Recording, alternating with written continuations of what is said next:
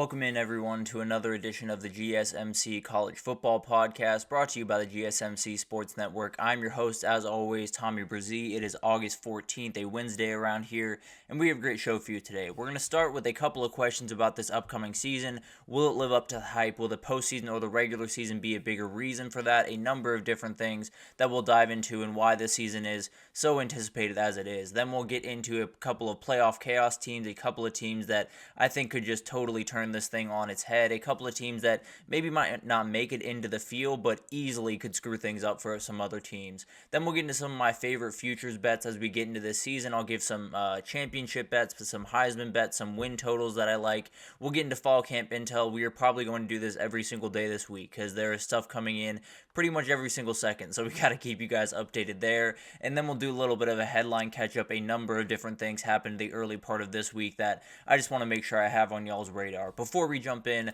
I do want to remind you all we have tons of questions and comments throughout the show, and we now have super thanks in the Sports Network YouTube page. If you want to go over there and utilize that, you are more than welcome. It is a great way for you all to get involved in the show, have an interactive experience here. That's always fun for the both of us. Definitely helps us as well, obviously. Very, very appreciative if anyone can do that. Also, we still have the gsmcpodcast.net page if that's a little bit easier for you, but sometimes when you can just go down to the bottom of the chat, find that little dollar sign and give a little tip and a question, it's definitely a little bit easier, no doubt about that. So definitely use that if you'd like to. Would love to have a little bit of conversation during this show, but let's get into this season because we talked about this season a lot. You know, there's a lot of different things going into it. There's a lot of variables as we kind of head towards this season. And I think when we talk about it, there's all this energy put towards the postseason, right? We're talking about the 12-team playoff. We're talking about all the craziness that can come of that. And frankly,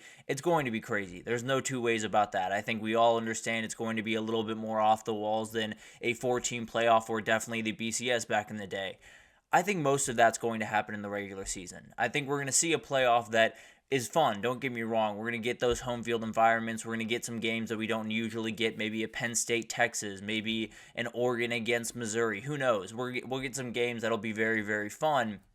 But at the end of the day, I do think it'll be a little bit more straightforward in the postseason. I do think we'll be looking at the postseason and say, you know, that team's just deeper than the other team. That team is just a little bit better, and we think they're better going into that game. They come out as the winner. So I don't know if we're going to see too many crazy postseason results. I think we're going to see some really fun games. I think we're going to see some really cool atmospheres. I don't know if we see, you know, a 12 seed beat a 5 seed or anything crazy like that. But the thing about that is, I don't know if it really hurts anything. I don't know if it really changes the way that I look at the 12-team playoff or the way I look at college football especially, which I'll get into here in a second. But you talk about the 12-team playoff. I mean, the SEC probably has 8 teams that they think are in the hunt. The Big Ten probably has at least 7 that think they're in the hunt. The Big 12 probably has about 9 or 8 that think they're in the hunt. The ACC has at least 6, maybe even 17. So you're talking about a number of teams that now go into this season thinking, we can realistically get into the dance, and from there, who knows what can happen. The group of 5, that doesn't even include them, 10 to 15 teams could easily picture themselves being that team that gets into the field. So you're up to, you know, roughly 50, 45 teams that are going into this season thinking, we just got to get into the dance. It might not be the prettiest thing in the world. We definitely have to have a couple of things go our direction, but we can find our way there. 12 teams, I mean, when you go back to the 4-team playoff, there were probably about 12 teams, maybe even 10 teams that really thought they had a real shot at the national title.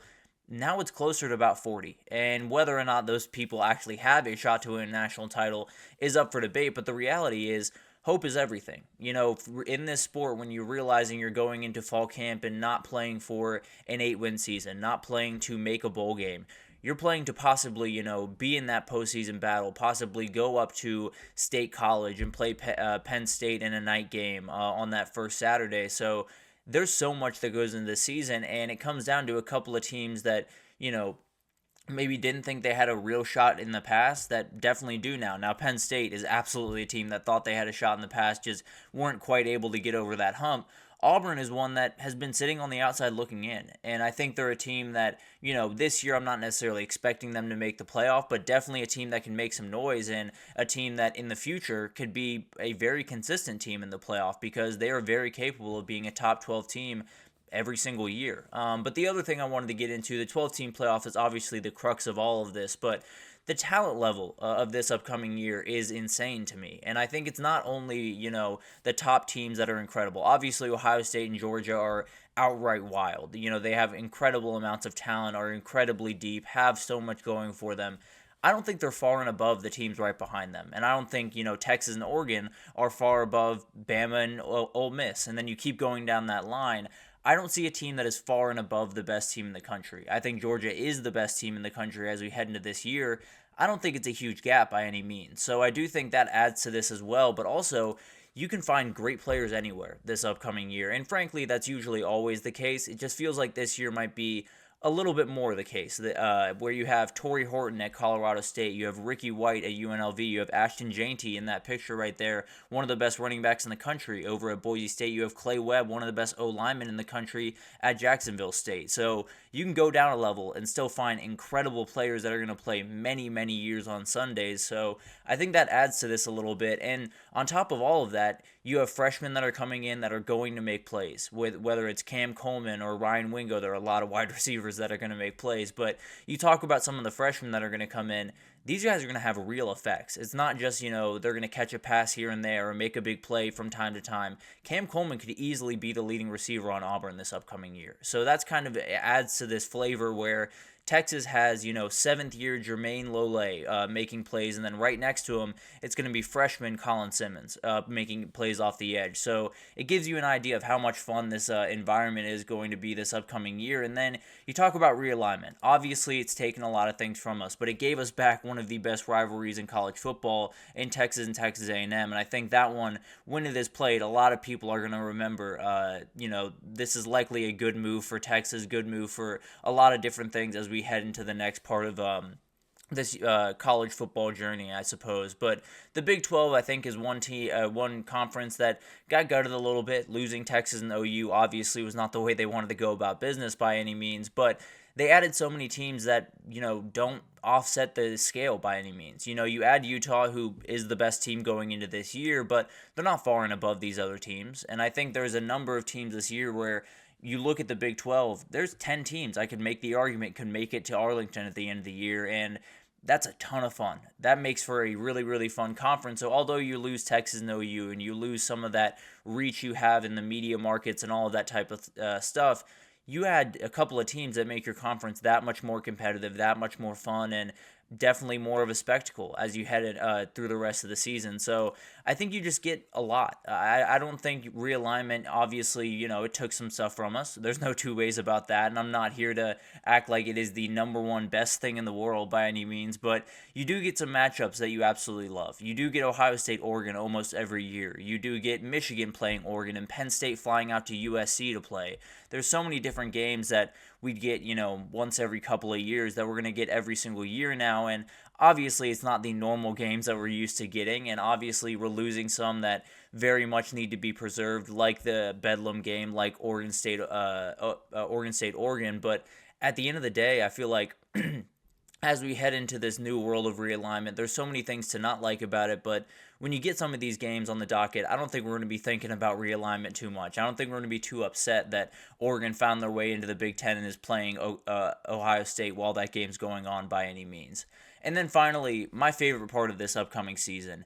There's an I don't know factor this season that is unlike anything else. There is nothing that is guaranteed as we head into this thing. I mean, I've made a ton of predictions as we head into this year, and I feel pretty good about all of them, frankly. The only one that I don't feel great about is Travion Henderson for Doak Walker, but that's a totally side argument. I think Omarion Hampton might be my pick there if I were to redo it. But at the end of the day, you have to say almost I don't know at the end of every single conversation you have. You can say, I think Georgia and Ohio State are going to meet in the national title. But I don't know. Something could come up and things could go wrong for them. I think Texas and Oregon are going to be able to make runs in their new conference. But I don't know. This physicality could easily get to them and kind of throw a wrench into those works. I think, Colorado can make a run. But I don't know. There are a lot of new players there and definitely some things that could get really sketchy. Or on the flip side, I think Colorado's not going to be great. But I don't know, when you have Shedeur Sanders under center, you can do a lot of special things. So I think as you go into the season, there's not this, we don't know that Georgia is going to go undefeated. We don't know that Georgia is going to be in the SEC title. And we don't know that, Ohio State is going to be right there in the conversation by the time they get to that Michigan game. Frankly, I think they are going to be. But as you head into this season, there's so many variables. There's a million different things that can go wrong for a team, whether it's, losing a game early in the season that you don't think is a big deal, but ends up being one because you drop a random one in the middle of conference play and knock yourself out of the playoff. Or you're playing a game late in the season against, UCF. You're Utah and you're playing the last game of the season against UCF. They steal one from you and knock you off your pedestal and keep you out of the Big 12, excuse me, I apologize, keep you out of the Big 12 championship. It's going to be a very interesting conversation. So, overall, I think you look at this season and there are questions. Everyone has questions about how everything's going to work out and how all of this stuff is going to, really play out at the end of the day. But that's kind of the beauty. Knowing that we're going to have a regular season that's going to be off the charts incredible and it's going to be all over the place, I think does something for the sport that we've missed over the last little bit, where I understand everyone's looking towards the playoff. I understand everyone's thinking about how incredible the playoff's going to be. But let's say we have a wild regular season followed by a straightforward postseason. That puts the energy where it's supposed to be, which is on the regular season, which is on all of the incredible games that happen from September to November. So at the end of the day, I think we can look at the playoff and we can be enamored by it. And I love a number of things about the 12-team playoff, although I'm not necessarily the biggest 12-team playoff fan. I do think at the end of the day, as we get into this year, we're going to realize the regular season just got more special, and the postseason, although it's more teams there, didn't change too much. And I think that almost lends itself to college football being what makes it special, which is lean into the regular season. Make all of the energy around the rivalry games and the traditions within those stadiums and all of the incredible things that we see in the regular season, and maybe don't put as much energy into the playoff. Obviously, there's going to be plenty of energy put there, but at the end of the day, I think when we have a wild regular season and maybe a straightforward playoff, everyone's going to take a look around and say, maybe this regular season thing is the thing we should be focusing on a little bit more aggressively. But at the end of the day, it's going to be an incredible year. It's going to be all over the place. It's going to be every which way you could possibly imagine. And at the end of it, someone's going to win a 12-team playoff. And it might just be one of two teams that ever win a 12-team playoff. But we're 10 days out. You can almost feel it. Everything feels a little bit different around this time of year. And we're getting very close to that toe meeting the leather and we get underway. But cannot wait. Definitely a ton of things that go into this season, and I think this regular season is going to be downright special. I can promise you that. But let's take our first break here, and when we come back, we're going to talk about some playoff chaos teams, some teams that, if they throw their hat into the ring, could make things very, very interesting very quickly. So we'll break that down right after this, so stick with us.